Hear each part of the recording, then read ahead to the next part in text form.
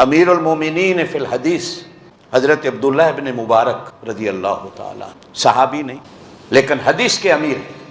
ان کا جب نام آ جاتا ہے کسی حدیث میں تو کسی محدث کی جرت نہیں ہوتی اس حدیث کو تسلیم نہ کرے۔ یہ مجھے اکڑ کے چلنے پہ ایک بات یاد آئی، فرماتے ہیں کہ حج کر کے میں اپنی اونٹنی پہ اپنے ملک شام کو جا رہا تھا کہ راستے میں نے ایک جھلی سی کملی سی بڑھیا دیکھی، صحرا میں ڈیزرٹ میں پیدل چل رہی ہے بیچاری۔ تو مجھے ترس بھی آیا اور خیال بھی آیا، تو میں نے اس سے کہا السلام علیکم ورحمۃ اللہ، تو اس نے جواب میں مجھے کہا سلام قولا من رب الرحیم۔ میں نے اس سے کہا کہ یہ صحرا میں ڈیزرٹ میں کہاں تو اکیلی گھوم رہی ہے؟ تو کہنے لگی من یضلل اللہ فلا ہادی لہ، کہ جو راستہ بھول جائے تو اللہ کے سوا اس کو راستہ بتانے والا کوئی نہیں ہوتا۔ میں سمجھ گیا کہ یہ بھولی بسری ہے۔ میں نے اس سے پوچھا اپنی زبان میں کتنے دن ہو گئے تجھے؟ کہنے لگی ثلاث لیال سویہ، 3 راتیں ہو گئی کہ میں اپنے قافلے سے بچھڑ گئی۔ تو میں نے اس سے پوچھا کہ کھانا پینا؟ کہنے لگی ہوا یطعمنی ویسقین، وہ مجھے کھلاتا بھی ہے پلاتا بھی ہے۔ میں نے اس سے کہا تیرے پاس پانی نہیں تو نماز کیسے پڑھتی؟ تو کہنے لگی اللہ قرآن میں کہتے ہیں فلم تجدوا ماء فتیمموا، جب پانی نہ ملے تو تیمم کر۔ میں سمجھ گیا کہ یہ مجھے کہہ رہی ہے میں تیمم سے نماز، یعنی جو سوال کرتا ہوں میں قرآن سے جواب دیتی۔ میں نے اپنی زندگی میں ایسی عورت نہیں دیکھی۔ میں نے اس سے کہا کہ وضو کیسے کرتی ہے؟ کہتی فلم تجدوا ماء فتیمموا، پانی نہ ملے تو وہ تیمم کر لیتی۔ میں نے اس سے کہا کہ میرے پاس کچھ کھانا پینا ہے، 3 دن سے تو نے کچھ نہیں کھایا تو میں پیش کروں؟ تو پھر قرآن پڑھ کے کہتی ہے کہ مجھے روزہ ہے، ثم اتم الصیام الی اللیل، جب تک شام نہیں ہوگی میں کچھ نہیں کھاؤں گی، مجھے روزہ ہے۔ تو میں نے اس سے کہا کہ سفر میں روزہ، تو پھر قرآن پڑھ کے جواب دیتی ہے فمن تطوع خیرا فہو خیر اللہ، نفلی روزہ ہے میرا۔ تو میں نے کہا سفر میں تو فرضی روزہ جائز نہیں، تو نفلی روزہ رکھ رہی ہے؟ تو کہتی ہے اللہ قرآن میں کہتے ہیں وَأَن تَصُومُوا خَيْرٌ لَكُمْ إِن كُنتُمْ تَعْلَمُونَ، اگر تمہیں روزے کے اجر کا پتہ چل جائے تو پھر تم سفر میں بھی روزہ رکھنے کو تیار ہو جاؤ۔ تمہیں کیا پتہ روزے کا اجر کیا ہے؟ میں نے اس سے کہا کہ تم میری طرح بات کیوں نہیں کرتی جس طرح میں کر رہا ہوں؟ تو پھر آگے سے قرآن پڑھ کے جواب دیتی ہے کہ مَا يَلْفِظُ مِن قَوْلٍ إِلَّا لَدَيْهِ رَقِيبٌ عَتِيدٌ، کہ تمہاری زبان سے کوئی ایک لفظ ایسا نہیں نکلتا ہے لکھنے والا فرشتہ فوراً لکھ لیتا۔ اب میں نے اس سے پوچھا تو کہاں سے آ رہی ہے، کہاں جانا ہے؟ تو پھر قرآن پڑھ کے کہتی ہے سبحان الذی اسریٰ بعبدہ لیلا من المسجد الحرام الی المسجد الاقصی۔ میں سمجھ گیا کہ یہ حج کر کے آ رہی ہے اور ملک شام کی طرف جا رہی ہے اور یہ قرآن کے سوا کوئی بات ہی نہیں کرتی۔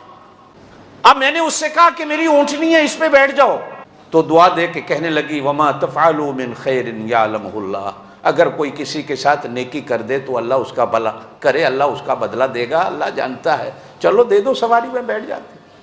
اب جب میں نے اونٹنی اس کے لیے بٹھائی تو اونٹنی جیسے سواری کو بٹھاتے وقت ہلتی جلتی ہے، اونٹنی بھاگ کھڑی ہوئی، وہ بیچاری گر گئی۔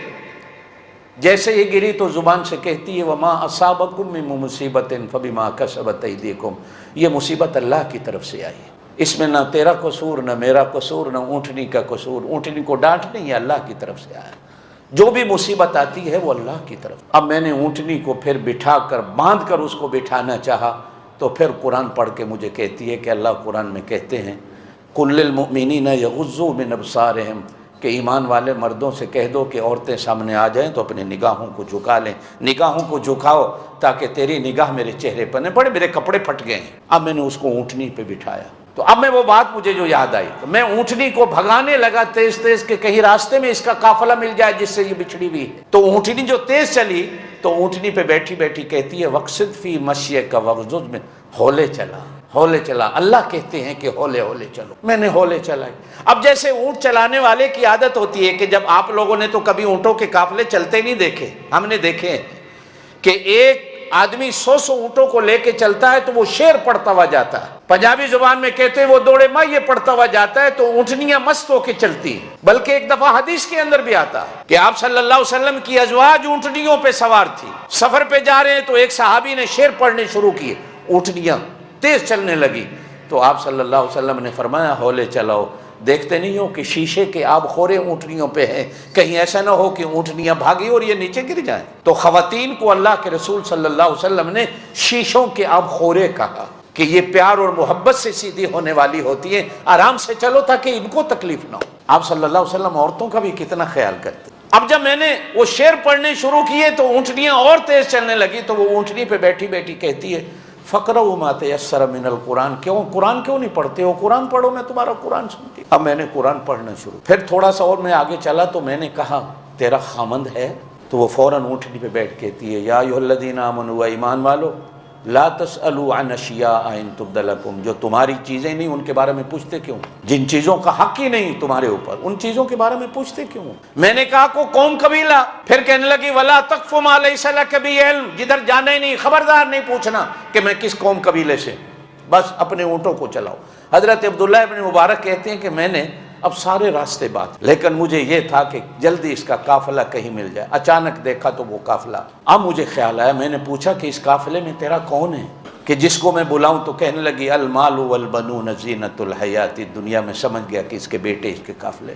میں نے کہا کہ تیرے بیٹوں کی پہچان کیا ہے؟ کہنے لگی وعلامات وبالنجم هم یہتدون، یہ اس قافلے کو راستہ دکھانے والے ہیں اور شکل صورت ان کی ایسی ہے جیسے آسمان کے ستارے ہوتے ہیں۔ میں نے کہا کو اپنے بیٹوں کا نام بتا، تو 3 نام بتا۔ کہنے لگی واتخذ اللہ ابراہیم خلیلا وکلم اللہ موسیٰ تکلیما یا یحییٰ خذ الکتاب بقوہ۔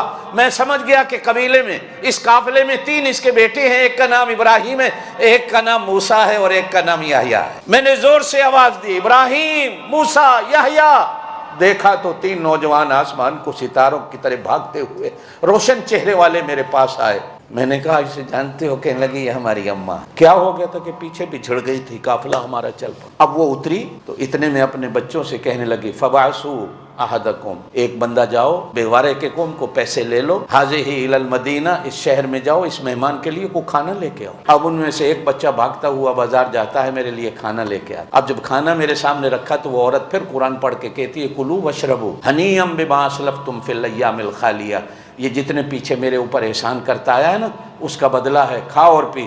میں نے کہا قسم ہے مجھے حرام ہے یہ کھانا میرے اوپر، پہلے مجھے بتاؤ کہ یہ تمہاری ماں کی حالت کیسی ہے؟ تو وہ بچے رو کے کہنے لگے 40 سال ہو گئے آج تک ہماری ماں نے قرآن کے سوا کو بات ہی نہیں، قرآن کے سوا کو بات ہی نہیں کی، جب بولتی ہے قرآن بولتی۔ ہم کہتے ہیں اماں ہماری زبان میں بات کر، تو وہ کہتی ہے بولوں گی اللہ کے ہاں لکھا جائے گا، اور میں چاہتی ہوں کہ میں اس حالت میں مروں کہ میرے ہونٹوں پر قرآن کے سوا کوئی بات ہی نہ ہو۔ ایسی ایسی عورتیں بھی دنیا میں کہ جن کی زندگی ایسے گزری کہ قرآن کے سوا کبھی بات